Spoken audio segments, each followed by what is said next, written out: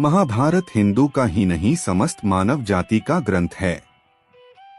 इससे प्रत्येक मानव को अच्छी शिक्षा और मार्ग मिल सकता है। प्रत्येक मनुष्य को इसे पढ़ना चाहिए, क्योंकि महाभारत में जीवन से जुड़ा ऐसा कोई भी विषय नहीं है जिसका वर्णन ना किया गया हो और जिसमें जीवन का कोई समाधान ना हो। इस ग्रंथ में देश, धर्म, न्याय, राजनीति, समाज, योग, युद्ध, परिवार, ज्ञान, विज्ञान, अध्यात्म और तकनीकी आदि समस्त विषयों का ज्ञान वर्णन मिलता है। आज की इस पोस्ट में हम महाभारत का ऐसा प्रसंग के बारे बताएंगे जिससे आज का मानव बहुत कुछ सीख सकता है। बात उस समय की है जब पांचों पांडवों को वनवास हो गया था। वनवास जाने से पहले पांडवों ने भगवान श्री कृष्ण से पूछा, हे श्री कृष्ण, अभी यह द्वापर युग का अंत काल चल रहा है, आप हमें बताएं कि आने वाली कलयुग की चलिए गति क्या और कैसी होगी। श्री कृष्ण जवाब देते हैं, मैं तुम्हें इसका सीधा सा उत्तर तो नहीं दे सकता, लेकिन हाँ, तुम पांचों भाई वन में जाओ और वन में जो कुछ भी दिखे मुझे आकर बताओ, मैं तुम्हें उसका कलयुग में प्रभाव बताऊंगा। इसके बाद पांचों भाई वन में चले गए। उन्होंने वन में जो देखा वह देखकर आश्चर्यचकित रह गए। आखिर उन्होंने वन में क्या देखा और श्री कृष्ण ने क्या जवाब दिया, यह जानने के लिए इसको अंत तक जरूर देखें। स्वागत है हमारे YouTube चैनल पर आप सभी दर्शकों का, और सभी से निवेदन है कि यदि चैनल को सब्सक्राइब नहीं किया है तो कर ले, ताकि हमारी सभी वीडियो आप तक पहुंच सके। श्री कृष्ण के कहे अनुसार पांचों भाई अलग अलग दिशाओं में वन की ओर निकले। युधिष्ठिर भ्रमण पर थे। उन्होंने एक जगह पर देखा कि एक हाथी के 2 सूंड थे। यह देखकर युधिष्ठिर के आश्चर्य का ठिकाना नहीं रहा। अर्जुन दूसरी दिशा में भ्रमण पर थे। कुछ दूर जंगल में जाने पर उन्होंने जो देखा उसे देखकर वह भी आश्चर्यचकित रह गए।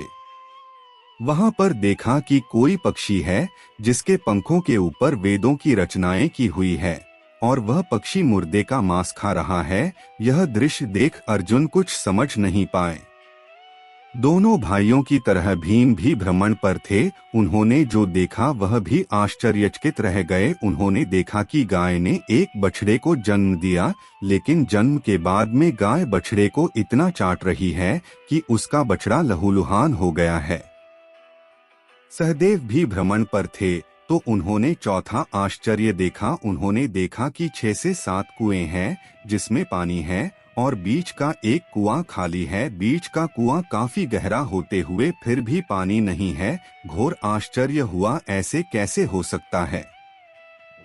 नकुल भी भ्रमण पर थे और उन्होंने एक आश्चर्यजनक घटना देख। एक पहाड़ के ऊपर से एक बड़ी सी चट्टान लुढ़कते हुए नीचे आ रही है। वे कितने ही वृक्षों से टकराकर उनको नीचे गिराते हुए वे आगे बढ़ जाती है। विशालकाय वृक्ष भी उस रोक ना सकें। इसके अलावा यह चट्टान कितनी ही अन्य चट्टानों के साथ टकराई, फिर भी वह उसे रोक नहीं सके। अंत में वह एक अत्यंत छोटे पौधे का स्पर्श होते ही स्थिर हो गई। इसके बाद पांचों भाई एकत्रित हुए और शाम को भगवान श्री कृष्ण को अपने अनुभव सुनाए।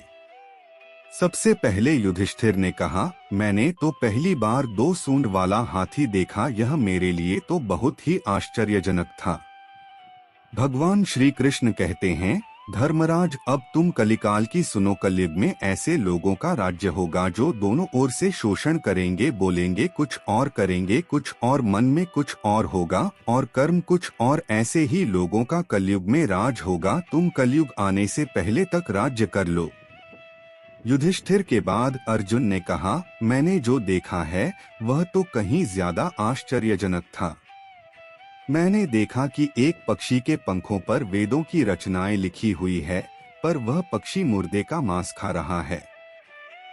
श्री कृष्ण कहते हैं, कलयुग में ऐसे लोग रहेंगे जो बड़े ज्ञानी कहलाएंगे, विज्ञान की चर्चा करेंगे, लेकिन उनके आचरण राक्षसी होंगे। वह बड़े पंडित और विद्वान कहलाएंगे, किंतु यह देखते रहेंगे कि कौन सा मनुष्य कब मरे और हमारे नाम से संपत्ति कर जाए। हे अर्जुन, संस्था के व्यक्ति विचार करेंगे कौन सा मनुष्य मरे और संस्था हमारे नाम पर हो जाए। हर जाति धर्म पर प्रमुख पदों पर बैठे विचार करेंगे कि कब किसका श्राद्ध हो और कौन कब किस पद से हटे और हम उस पर चढ़ जाए, चाहे कितने भी बड़े लोग हो, परंतु उनकी दृष्टि धन और पद के ऊपर ही रहेगी। ऐसे लोगों की ही बहुतायत होगी। अर्जुन के बाद भीम ने अपना अनुभव सुनाया। भीम ने कहा कि गाय अपने बछड़े को इतना चाटती है कि बछड़ा लहूलुहान हो जाता है। श्री कृष्ण कहते हैं, कलयुग का मनुष्य शिशुपाल हो जाएगा। कलयुग में माओ की बच्चों के लिए ममता इतनी बढ़ जाएगी, उन्हें अपने विकास का अवसर ही नहीं मिलेगा। मोह माया में ही घर बर्बाद हो जाएगा। किसी का बेटा घर छोड़कर साधु बनेगा तो हजारों व्यक्ति दर्शन करेंगे। यदि अपने बेटे ने साधु बनना चाहा तो रोएंगे कि मेरे बेटे का क्या होगा। इतनी ज्यादा ममता होगी कि उसे मोह माया और परिवार में ही बांध कर रखेंगे।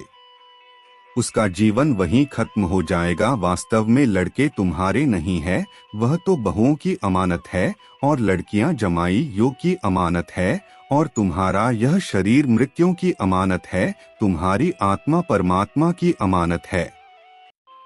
इसलिए तुम्हारा अपने शाश्वत संबंध को जानना आवश्यक है।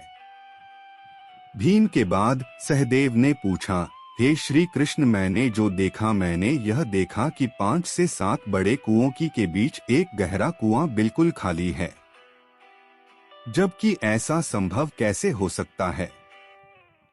भगवान श्री कृष्ण ने जवाब में कहा, कलयुग में लड़की के विवाह में, मकान के उत्सव में, छोटे बड़े उत्सवों में तो लाखों रुपए खर्च कर देंगे, परंतु पड़ोस में ही यदि कोई भूखा प्यासा मर रहा होगा तो यह नहीं देखेंगे कि उसका पेट भरा है या नहीं। उनका अपना ही सगा भूख से मर जाएगा, उसे देखते रहेंगे। और दूसरी ओर मौज मदिरा, मांस भक्षक, सुंदरता और जश्न में पैसे उड़ाएंगे, किंतु किसी के 2 आंसू पोंछने में उनकी रुचि ना होगी। कहने का तात्पर्य यह है कि कलयुग में अन्न के भंडार होंगे, लेकिन लोग भूख से मरेंगे। सामने बंगले में ऐशो आराम चल रहे होंगे, लेकिन पास की झोपड़ी में आदमी भूख से मर जाएगा। एक ही जगह पर असमानता अपने चरम पर होगी। सहदेव के बाद नकुल ने श्री कृष्ण को बताया कि मैंने भी एक आश्चर्य देखा है कि एक बड़ी सी चट्टान पहाड़ पर से लुढ़की, वृक्षों के तने और चट्टाने भी उसे ना रोक पाए, किंतु एक छोटे से पौधे के स्पर्श से ही वह बड़ी चट्टान रुक गई। समझ नहीं पाया कैसे। श्री कृष्ण ने कहा, कलयुग में मानव का मन नीचे गिरेगा, उसका जीवन पतित होगा। यह पतित जीवन धन की शिलाओं से नहीं रुकेगा, ना ही सत्ता के वृक्षों से रुकेगा, किंतु हरि नाम के एक छोटे से पौधे से, हरि कीर्तन से मनुष्य जीवन रूपी पौधे का पतन होना रुक जाएगा। इसलिए भक्तों, हरि भजन कलयुग में मोक्ष पाने का एकमात्र उपाय है।